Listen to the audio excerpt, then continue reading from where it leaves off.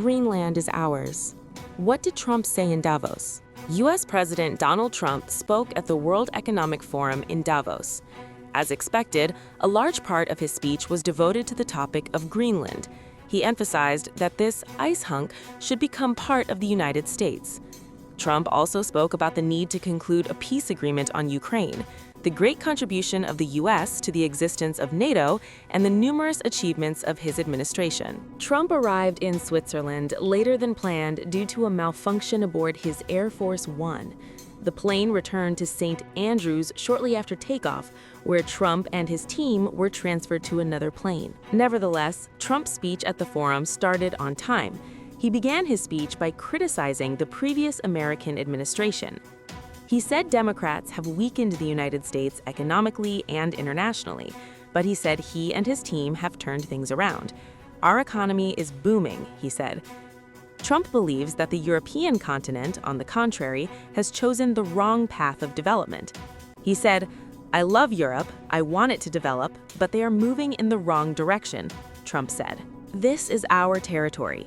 While criticizing Europe, Trump, as expected, moved on to the main topic of his speech, which is related to the U.S. claim to the island of Greenland, which is part of the Kingdom of Denmark. Trump said there were no complications with Denmark's presence on the island and stressed that only the United States could protect and develop this huge piece of ice. The fact is, no nation or group of nations can even come close to protecting Greenland on the level of the United States. We are a great country, more powerful than people think. During World War II, we witnessed Denmark collapse after 6 hours of fighting, unable to withstand a powerful German attack and unable to defend itself or Greenland. That's why the United States had to intervene. We felt we had to intervene. We fought for Denmark. We fought to save it for Denmark. A big, wonderful piece of ice. It's hard to even call it land. It's a huge piece of ice.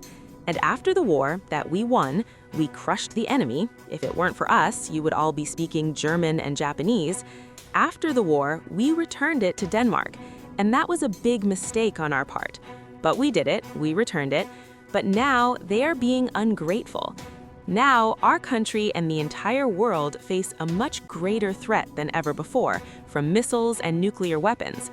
This vast, undefended island on the northern edge of the Western Hemisphere is actually part of North America. It is our territory. Therefore, it is vital to the national security of the United States.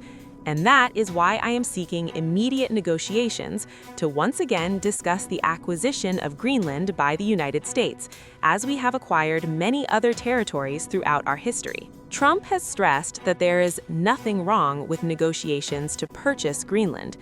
He also said that the United States could achieve everything through force if it wanted to, but it did not want to use force. The only thing I'm asking for right now is Greenland. It's a small request. You can say yes, and we will be very grateful, or you can say no, and we'll remember that. Trump claimed that his request was insignificant compared to what the U.S. was doing for NATO. "We're asking for a piece of ice to protect the world, and they're not giving it to us," the U.S. president complained. At the same time, during his speech, Trump repeatedly confused Greenland with Iceland. Trump has regularly argued that Greenland should become part of the United States, citing security concerns and threats from Russia and China, although neither Moscow nor Beijing have publicly indicated that they intend to. Trump emphasizes that Greenland is important to U.S. security because the island's location between North America and the Arctic makes it convenient for deploying early warning systems in the event of missile attacks and monitoring shipping traffic in the region. However, under existing agreements with Denmark, the U.S. already has the right to station an unlimited number of troops in Greenland. Putin and Zelensky will be fools if they don't reach an agreement.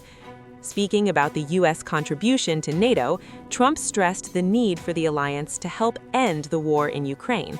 He said, "They need to stop this war because too many people are dying needlessly," adding that the U.S. would help NATO and Europe in this matter. At the same time, he once again reminded that the only thing Washington is asking for is a piece of ice. Trump has said that both Ukrainian President Volodymyr Zelensky and Russian President Vladimir Putin want to end the nearly 4-year war. He said, "I know they're not stupid, but if they don't do it, make a deal, then they're stupid. I don't want to offend anyone, but it's time to make this deal."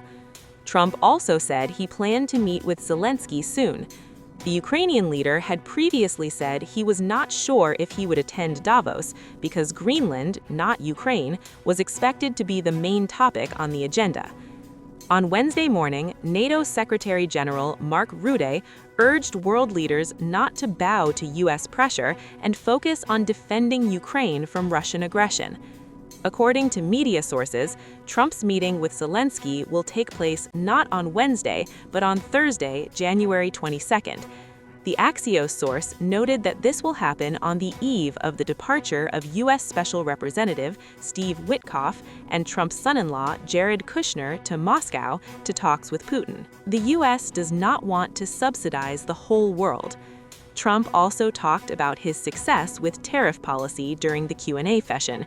He said these steps are aimed at ensuring that Americans can use products without paying dozens of times more like some other countries. He recalled that in one of his conversations with French President Emmanuel Macron, he threatened to impose tariffs on French goods if Macron did not agree to Trump's demands on drug prices.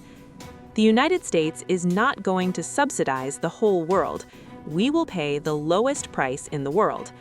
Trump believes that his tariff policies will make medicine cheaper everywhere.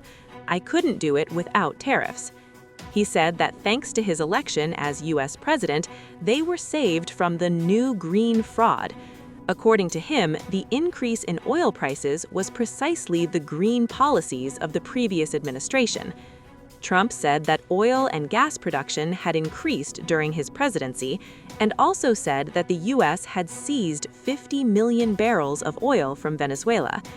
After the attack ended, he said, "Let's make a deal. More people should do that." He believes that in the next 6 months, Venezuela will earn more money than it has in the last 20 years.